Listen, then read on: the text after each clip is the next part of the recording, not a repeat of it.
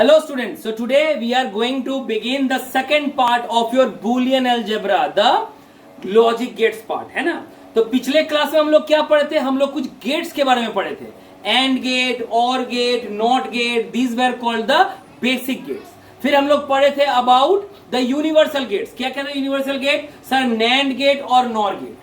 फिर हम लोग पढ़े थे स्पेशल गेट्स, एक्सऑर गेट और एक्सनॉर गेट। आज हम लोग जो पढ़ने वाले हैं उसको कहा जाता है Boolean algebra, means Boolean identities. ठीक है, मतलब कि जो गेट्स आप बनाए हैं उस गेट्स को लिख के अगर हमको रिप्रेजेंट करना पड़े तो कैसे लिखें। जैसे फॉर एग्जांपल आप एंड गेट को कैसे लिखते थे? ऐसे ड्रॉ करते थे। Sorry my mistake. AND gate को ऐसे ड्रॉ करते थे, एज ए डी, है ना। और इसको रिप्रेजेंट कैसे करते थे? ए डॉट बी, ये इसका मतलब है एंड, है ना। उसी पर आप और गेट को कैसे लिखते थे? और लिखते थे ए प्लस बी, इसका मतलब था और। ठीक है। फिर नॉट गेट के कैसे रिप्रेजेंट? नॉट गेट ऐसे रिप्रेजेंट होता, और ए डैश, इसका मतलब है नॉट। याद है ना, ऐसे लिखते थे हम लोग।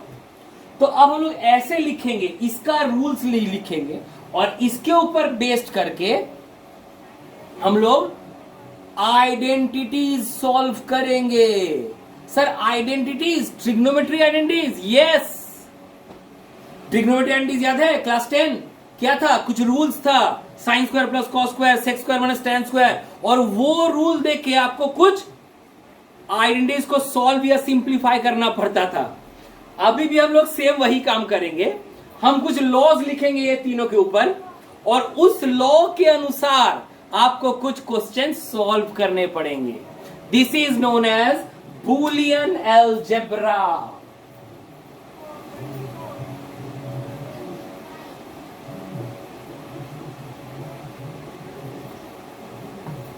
बूलियन अलजेब्रा इसको कहते हैं। मालूम है आप लोग को सुन के अच्छा नहीं लगा होगा, फिर से सर आइडेंटिटीज घुसा दिए, फिर से वही सर प्रूफ देंगे। हाँ देंगे, ये हम नहीं दिया है, सीबीएसई का सिलेबस है, वेस्ट बंगाल बोर्ड का भी सेम सिलेबस है। वेस्ट बंगाल बोर्ड बोलो, सीबीएसई बोलो, आईसीसी बोलो, ये सबको पढ़ना पड़ता है। I am helpless. चलिए लिखना शुरू करते हैं। पहला रूल, ए मतलब कोई भी number plus 0 is a, comma a into 0 is 0, a plus 1 is 1, लेकिन a into 1 मतलब a and 1 is a। पहला रूल। दूसरा rule, a plus a dash is 1, a into a dash is 0। तीसरा rule, a equals to a dash के ऊपर whole dash. ठीक है। चौथा rule, a plus B is equals to B plus A. और इसके एक और चीज आपको लिखना भूल गए। ठीक है, कोई बात, हम दूसरा में लिखें 4 ए। इसको एक काम करते हैं, a plus A equals to A, a into A equals to.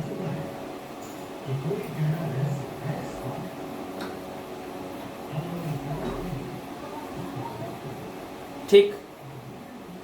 पांचवा, a plus B equals to B plus A. Similarly a dot B equals to B dot A. Sixth, a plus B plus C equals to a plus B plus C equals to A plus C plus B. देखिए मतलब हम खाली grouping को अलग अलग कर रहे हैं। उसी प्रकार a into B into C equals to A into B dot C, A into C dot B. Actually हमको इंटू नहीं बोलना चाहिए, ये डॉट ऐसे हम लोग मैथ्स के टर्म में इंटू बोलते हैं, but this is actually, this should be actually addressed as AND OR. मतलब इसको लिखेंगे a OR 0 equals to a, A and 0 is 0. A or 1 is 1. A and 1 is A. A और A dash is 1. A and A dash is 0. ऐसे मतलब dot रहेगा तो and बोलेंगे, dot रहेगा तो एंड बोलेंगे, प्लस रहेगा तो और बोलेंगे, डैश रहेगा तो नॉट बोलेंगे। ठीक है, उसके बाद और रूल्स है इसका, अभी भी रूल्स खत्म नहीं हुआ। क्या रूल्स है? Number 7,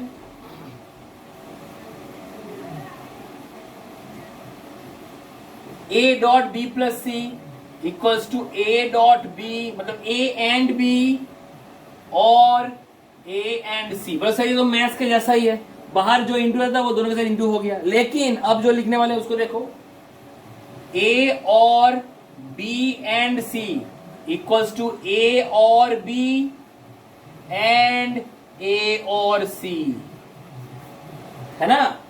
8th rule, A OR B whole dash equals to A dash AND B dash, A AND B whole dash equals to A dash plus B dash. 9th rule, A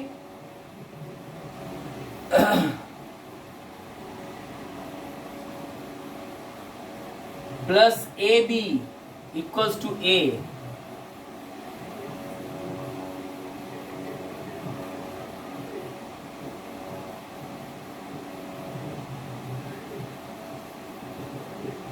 Yes. Okay.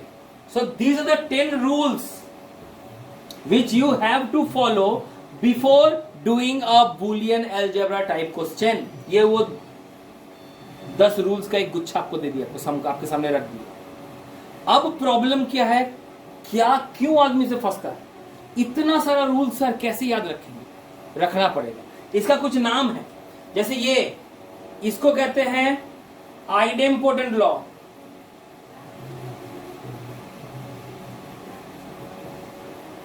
ये है identity law.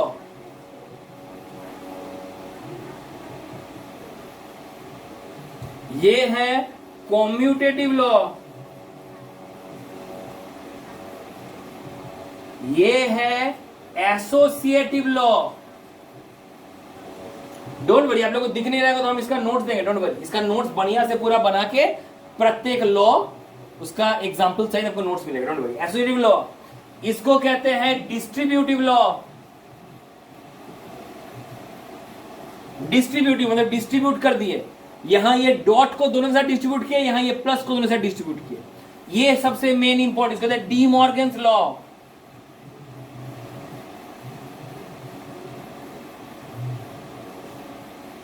और finally ये वाला, इसको कहते हैं adsorption law.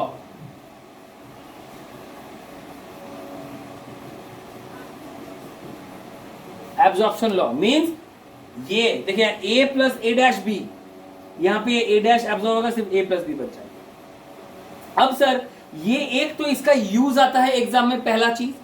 दूसरा इसका क्या यूज आता है, आपको सीधे बोलेगा define De Morgan's law. Define करेंगे, prove it using truth table. बस समझ में आया? डिफाइन डी मॉर्गन्स लॉ, हम खुद तो डिफाइन कर देंगे सर, ये तो याद करने का, याद करके लेके चले जाएंगे। How to prove this using truth table, चलो बताते हैं। चलिए, मेरा लेफ्ट हैंड साइड में क्या है, दोनों से कोई एक, चलिए इसको लेते हैं। ए बी, यह हमको करना है A plus B whole dash, ठीक है। फिर यहां हमको क्या चाहिए, यहां हमको चाहिए ए डैश चाहिए, बी डैश चाहिए, और यहां करना है A dash and B dash. खुश? Let us see, I have to find the value of this one and this one. Let us see क्या मिलता है। चलिए, ए और बी में क्या लिखेंगे, हमको यहां पे मिलेगा 0 0 1 1 0 1 0 1। यह है ए प्लस बी। 0 प्लस 0 कितना होता है, 0, लेकिन उसको ऊपर में डैश दे दिए, तो 0 का डैश कितना होगा, 1।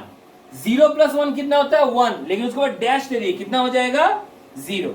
1 इंटू 0 कितना होता है, 1, सॉरी 1 प्लस 0 कितना होता है, 1, लेकिन उसके बाद डैश दे दिए, कितना होगा, 1। 1 और 1 ये क्या होता है 1, ये क्या होगा 1। और गेट का याद कीजिए, ये और गेट का सिंबल है, प्लस मतलब तो और, गलती कर दी हम, सॉरी 1 + 0 इज 1 लेकिन उसका डैश ये 0, 1 + 1 इज 1 लेकिन उसका डैश तो ये भी हो जाएगा 0। This is the answer of a + b whole dash. अब जरा यहां चलिए आइए, a dash into b dash, अगर ये 0 0 है तो ये 1 1 होगा, ये 0 1 है तो ये 1 0 होगा, ये 1 0 है तो 0 1 होगा, ये 1 1 है तो 0 0। ठीक, अब क्या करना है, इन दोनों को एंड कीजिए, 1 and 1 is 1, 1 and 0 0, 0 and 1 0, 0 and 0 0। देखिए ये दोनों मैच करेंगे। उसी तरह आप जितना सारा यहाँ पे लॉ देख रहे हैं आप सबको एक एक करके इस तरह प्रूव कर सकते हैं। ईच एंड एवरी प्रूफ आपको लिखने बोलेगा, what is the absorption law, what is this law, what is that law, ये बोलेगा और फिर बोलेगा कि आपको ये प्रूव करके दिखाइए। तो प्रूव करने के लिए you have to go for truth table, क्योंकि लॉ को प्रूव करने के लिए ट्रूथ टेबल लगेगा। लेकिन अब इस लॉज को और इस आइडेंटिटीज को हम लोग सिंप्लीफिकेशन या फिर प्रूविंग में लगाएंगे। ठीक है, कैसे, चलिए आपको 2-3 एग्जांपल से समझाते हैं।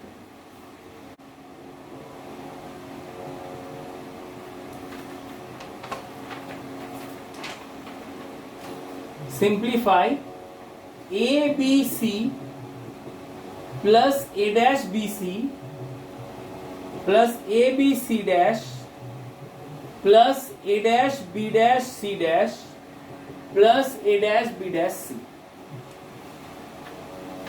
आपको ये सिंप्लीफाई करने बोला गया है, कैसे करेंगे? देखिए सबसे पहले इन दोनों को लेते हैं, क्या मिल रहा है सर? यहां पे अगर ध्यान से देखें तो यहां पे ये BC और BC कॉमन है, तो अगर हम ये BC कॉमन लेते हैं तो क्या मिलता है, A plus A dash plus ये जैसा है रहने दीजिए ABC डैश। अगर फिर आप इन दोनों को देखें तो आपको मिलेगा sir A dash B dash common है, मिल रहा है C डैश प्लस, समझ में आया? अब आप बोलिए A प्लस A डैश कितना होता है?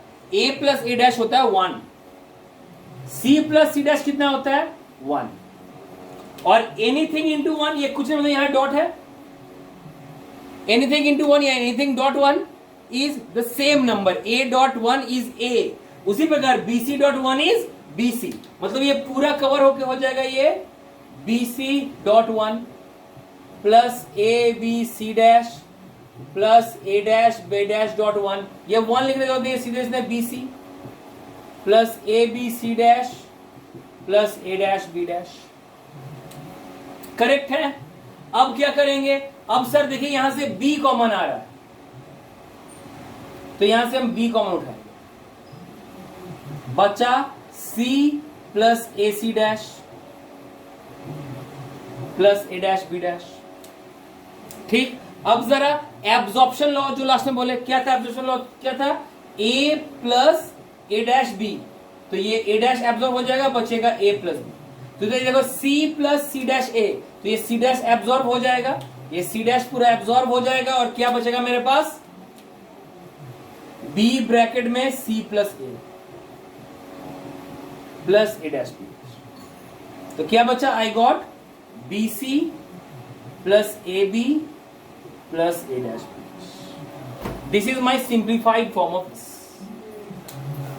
सिंप्लीफाइड फॉर्म में क्या प्रॉब्लम है? आपको पता नहीं चलेगा कि यही आंसर आपको निकालने बोला था क्या, आदेव एटा बोले छिलो, कुछ तो और भी बोल सकता था। लेकिन अगर यही देखे इक्वल प्रूव दैट दिस, अगर ये बोलता तो वो आपके लिए ज्यादा आसान होता है ना, वो वैसे इजी होता, क्योंकि आपको मालूम है आपको यही आंसर निकालना है। चलिए उसके ऊपर भी आपको एक एग्जांपल देके समझाते हैं। Question A dash plus B into A plus C equal to AB plus A dash C, so that, यहां सो दैट बोला है, इसी तरह का सवाल हम आपसे खोज रहे थे। अब क्या होगा? अब यहाँ पे डिस्ट्रीब्यूट कीजिए, मतलब ये तो मल्टीप्लाई करने बोला है, जैसे मल्टीप्लाई करना मतलब क्या, इसको पूरे साथ मल्टीप्लाई करेंगे फिर इसको पूरे साथ मल्टीप्लाई करेंगे, तो क्या मिल रहा है हमको? A dash plus A dash C plus AB plus BC। Sir A into A dash तो ये 0 हो जाता है, इसको 0 plus A dash C plus AB plus BC, सही है। सर RHS में देखिए ये जीरो का तो मानिए जीरो तो हट जाएगा, ए डैश सी आ गया, ए बी आ गया, पर ये बी सी फंस गया, तो ये बी सी हटाना है। कैसे? तब इसको मल्टीप्लाई करेंगे हम ए प्लस ए डैश। बाकी कोई ए प्लस ए डैश कितना होता है? A plus A dash is 1 और B C into 1 is B C itself. यहां लिख देते हैं as A plus A dash is 1। तो क्या होगा इसका answer? I am getting A dash C plus A B plus A B C plus A dash B C. ठीक है, अब इन दोनों में से ए डैश कॉमन लीजिए, इन दोनों में से ए बी कॉमन लीजिए। ए डैश कॉमन क्या मिला? C plus B C plus A B common क्या मिला? 1 प्लस सी। ठीक है, यहां ए डैश, जरा वो लॉ याद कीजिए, ए प्लस ए बी क्या था? ए प्लस ए बी क्या था? ए। तो ये वाला अगर यहां पे लगाए तो सी प्लस बी सी कितना हो जाएगा? सिर्फ सी। और यहां हो जाएगा A B into 1 plus C. 1 plus A कितना होता है? Identity law 1। तो क्या मिल रहा है हमको? A dash C plus A B equals to RHS। शुरू किया था हम लोग LHS से, खत्म किए RHS। तो इस तरह का सवाल भी आपको मिलेगा। आप यहां पे वो क्वेश्चन दिया रहेगा, आपका सॉल्यूशन निकालने पड़ेगा। ये आपको प्रूव करना है। आपको क्या करना है? By using the Boolean algebra laws जो आईएनडीज आपको लिख दिए थे, उसकी मदद से आपको ये प्रूव करना है। प्रूव रहेगा तो ये आसानी मिल जाएगा कि हमको पता चलेगा कि भाई अल्टीमेटली हमको लाना क्या है। और अगर सिंप्लीफाई बोले तो हमको एक छोटा, मतलब बड़ा एक्सप्रेशन को एक छोटा एक्सप्रेशन में जितना छोटा हो सके उतना छोटा में कन्वर्ट करके लिख।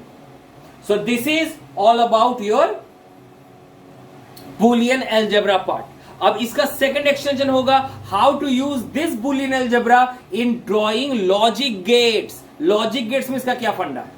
Till then please go through this exercise. I will give you some work to do as your homework, ताकि हम लोग नेक्स्ट सेशन शुरू कर सकें। Thank you.